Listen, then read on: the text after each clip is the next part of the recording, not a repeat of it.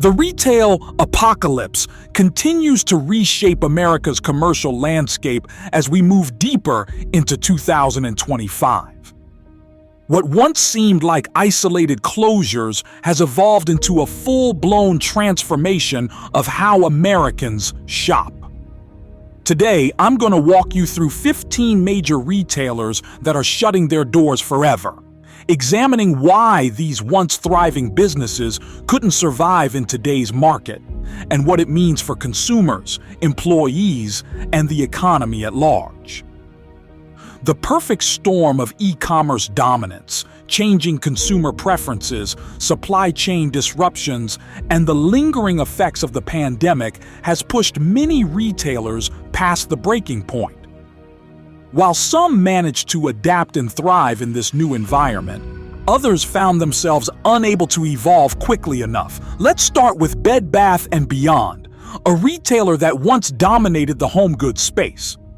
After filing for bankruptcy in April 2023, the company initially closed hundreds of stores while attempting to restructure. However, by early 2025, the remaining stores couldn't generate enough revenue to sustain operations.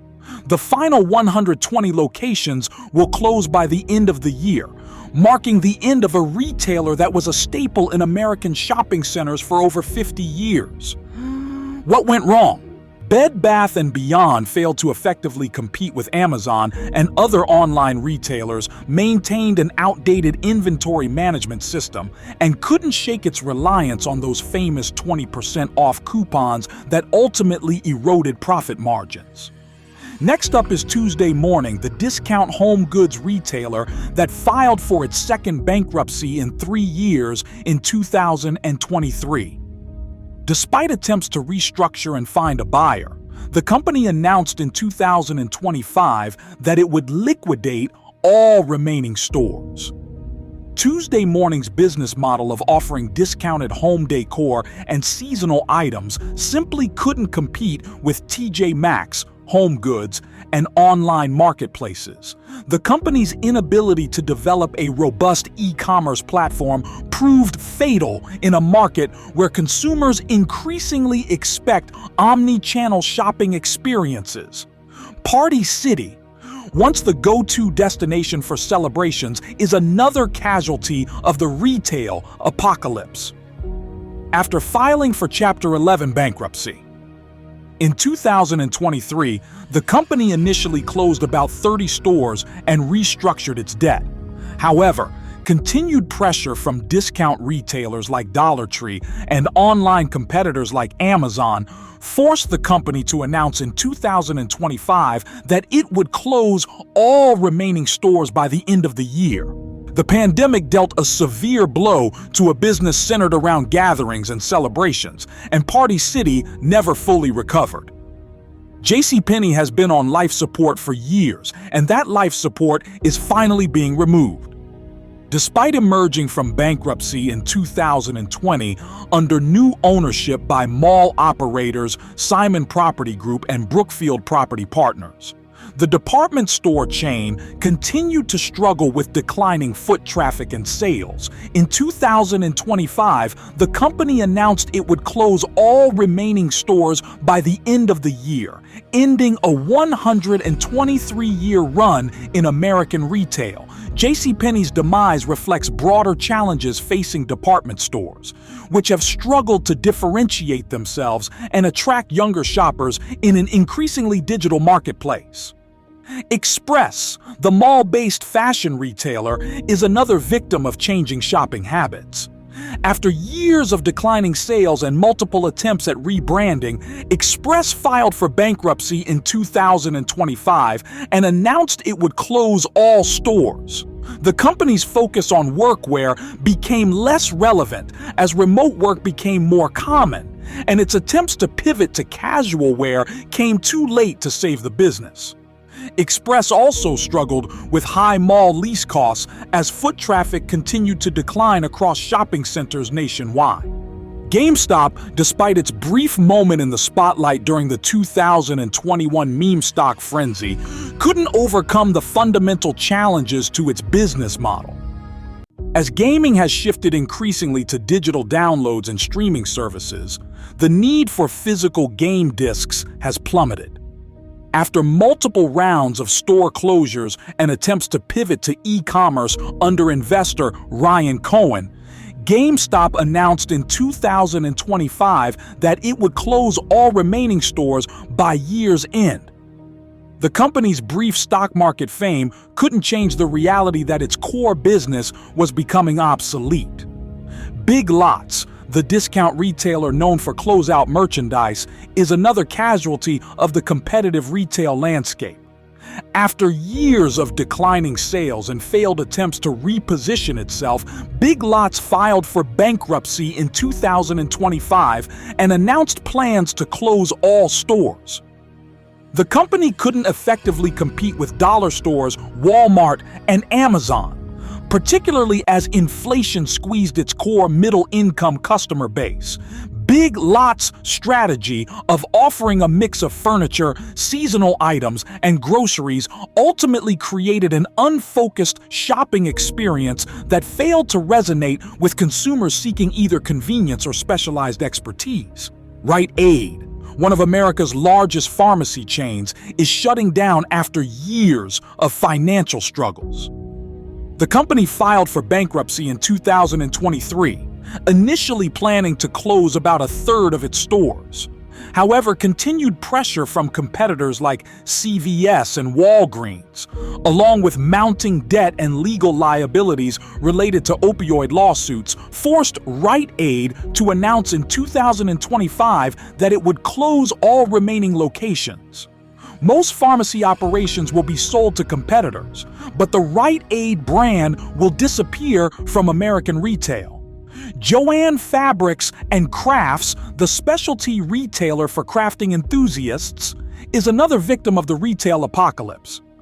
After filing for bankruptcy in 2024, the company initially planned to restructure and close underperforming stores. However, continued competition from online retailers and big box stores like Walmart and Michaels, combined with rising costs for imported goods, led Joann to announce in 2025 that it would liquidate all remaining stores. The closure marks the end of an 80-year-old retailer that served generations of crafters and DIY enthusiasts. Petco, once a dominant player in the pet supply industry, has been unable to compete effectively with online retailers like Chewy and big box competitors like Walmart and Target. After years of declining sales and mounting debt, Petco filed for bankruptcy in 2025 and announced it would close all stores by year's end.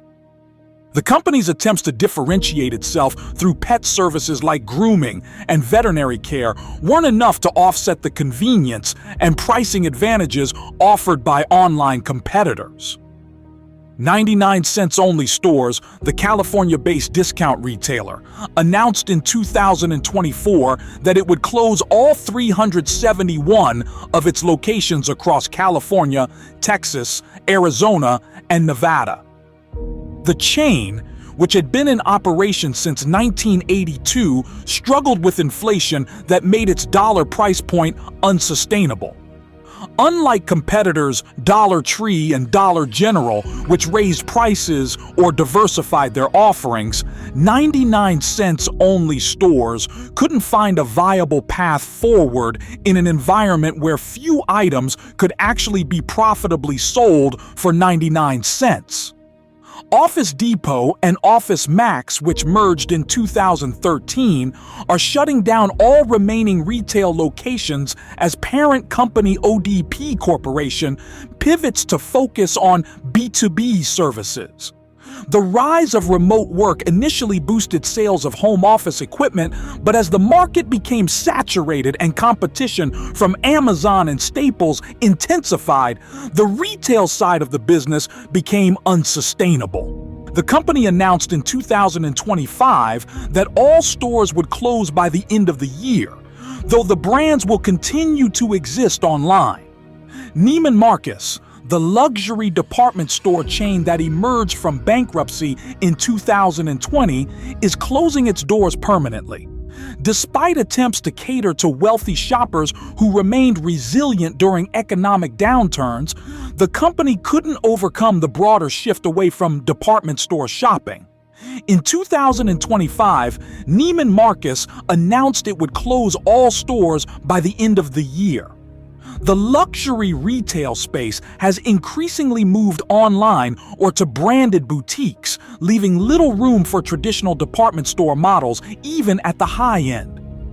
Torrid, the plus-size women's clothing retailer, filed for bankruptcy in 2025 and announced it would close all stores. Despite serving an underrepresented market segment, Torrid faced increasing competition from mainstream retailers that expanded their size ranges, as well as from online-only brands with lower overhead costs.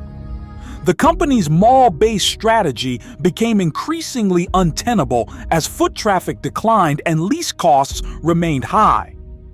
Finally, Sears, once America's largest retailer, is officially ending its long, slow decline. After emerging from bankruptcy in 2019 with just a fraction of its former store count, the company continued to close locations as sales dwindled. In 2025, Transform Kyo, the company that owns Sears and Kmart, announced it would close the last remaining Sears department stores, effectively ending the 132-year-old retail icon's presence in American malls. The Sears name may continue to exist in some form online, but the stores that once anchored malls across America will be gone forever. These closures represent more than just the end of familiar retail names. They reflect fundamental shifts in how Americans shop and what they value in retail experiences. Several key factors have contributed to this retail apocalypse. First, the rise of e-commerce, led by Amazon, but now including virtually every retail category, has fundamentally changed consumer expectations around convenience, selection, and price transparency. Retailers that failed to develop effective omni-channel strategies found themselves at a severe disadvantage. Second, the COVID-19 pandemic accelerated existing trends, pushing more consumers online and changing shopping habits in ways that have proven permanent. Many retailers took on additional debt to survive the pandemic, only to find themselves unable to service that debt as interest rates rose and consumer spending patterns shifted. Third, changing consumer preferences have favored either discount retailers offering extreme value or specialized retailers offering unique products and experiences. The middle market, where many of these failing retailers operated, has been increasingly squeezed from both directions. Fourth, rising costs for labor, goods, and real estate have put pressure on retailers' margins, particularly those operating in malls where foot traffic has declined but lease costs often remained high. Many retailers found themselves trapped in long-term leases for locations that no longer generated sufficient revenue. Fifth, private equity ownership has played a role in several of these failures.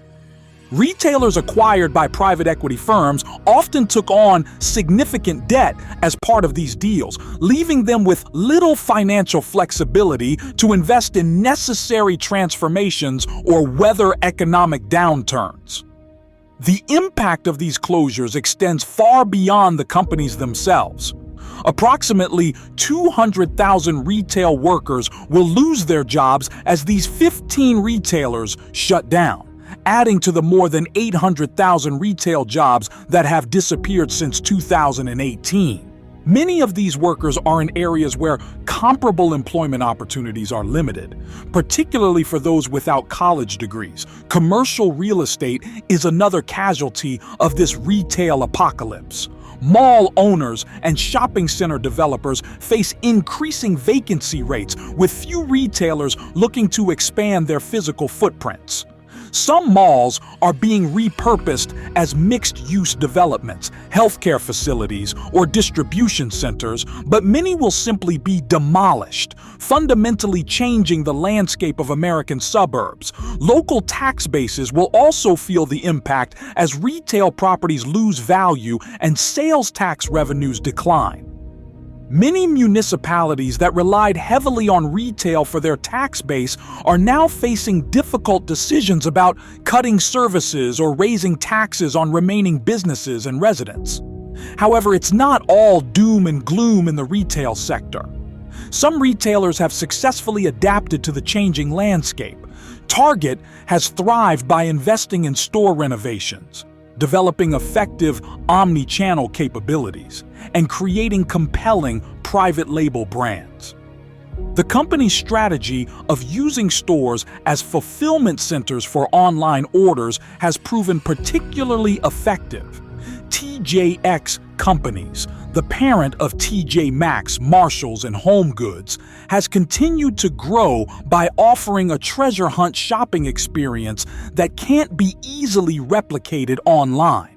The company's off-price model, which offers brand-name merchandise at discounted prices, has resonated with value-conscious consumers. Dollar General has expanded aggressively into rural and underserved areas, offering convenience and value to consumers with limited shopping options. The company's small-format stores and focus on everyday essentials have proven resilient even as larger retailers struggle. Specialty retailers with unique value propositions like Lululemon in athleisure wear or Ulta in beauty have continued to thrive by offering products and experiences that can't be easily commoditized or replicated online. So what does the future hold for retail? Several trends are likely to shape the industry in the coming years. Physical retail will continue to exist, but will need to offer compelling reasons for consumers to visit stores, whether through unique products, exceptional service, or immersive experiences that can't be replicated online. Retailers will increasingly use technology to enhance both online and in-store shopping experiences. From augmented reality that helps visualize products in homes to automated checkout systems that reduce friction in the purchasing process. Sustainability and ethical considerations will play a larger role in consumer decisions, favoring retailers that can demonstrate responsible practices in sourcing, manufacturing, and distribution. The line between physical and digital retail will continue to blur, with successful retailers offering seamless integration between online browsing, in-store experiences, and multiple fulfillment options. For consumers, these changes bring both challenges and opportunities. While the loss of familiar retailers can be disorienting and may reduce shopping options in some areas, the evolution of retail also brings new conveniences, greater price transparency, and often more personalized shopping experiences. As we witness the end of these once dominant retail brands, we're not just seeing the closure of stores, we're watching the transformation of an industry that has been central to American life for generations. The retailers that survive and thrive in this new landscape will be those that understand that retail is no longer just about selling products. It's about creating connections, solving problems, and delivering value in ways that resonate with today's consumers. The retail apocalypse isn't the end of retail. It's the painful but necessary evolution of an industry adapting to fundamental changes in technology, economics, and consumer behavior. The 15 retailers we've discussed today couldn't make that transition successfully, but their stories offer valuable lessons for businesses across all sectors about the importance of adaptation, innovation, and staying connected to changing customer needs. As we move forward, the retail landscape will continue to evolve. And while we may mourn the loss of familiar stores that were once part of our shopping routines, we're also witnessing the birth of new retail concepts that will shape how future generations shop, connect, and consume.